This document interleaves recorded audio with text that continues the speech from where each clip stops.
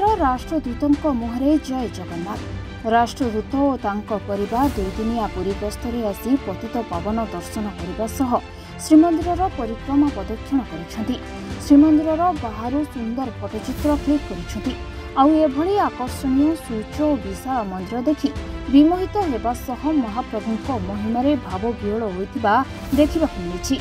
यापर कोणार्क जाई विश्व ऐतिह्य सूर्य मंदिर में पहुंची अमेरिकार राष्ट्रदूत एरिस एम गार्सिक।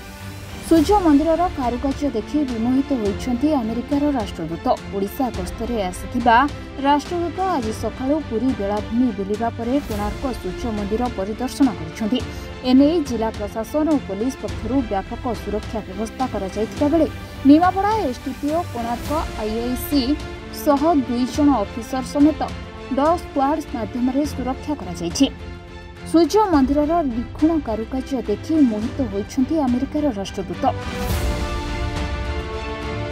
प्राय 1 घंटा धरी निखुण भावे कोणार्क सूर्य मंदिर विभिन्न कारुकार्य बुली देखिथिबा बेले सूर्य मंदिर कारुकार्य सह ऐतिह्य बुझाइथिले सूर्य मंदिर गाइड विश्वेश्वर दास। निज परिवार सहित बुली कोणार्क सूर्य मंदिर रे ओडिशार पत्थर शिल्पी मानक द्वारा निहण मुनरे पत्थर निर्मित चित्रकला थिबा ओडिशार संस्कृति परंपरा लोकंकर चाली चलन देखि विमोहित होई बहुत खुशी थिबा कहिसंती अमेरिकार राष्ट्रदूत mister Eric M गार्सिक।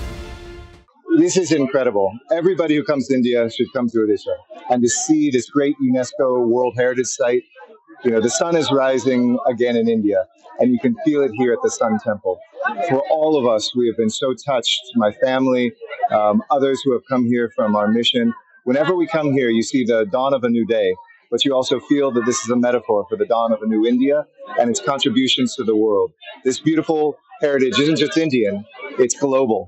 And every human being, if they have the chance, should come here and see it and enjoy it. पुरीरू संजय महापात्रଙ୍କ सह गोप्रू जयंत सेठीଙ୍କ रिपोर्ट रिपोर्टर्स टुडे।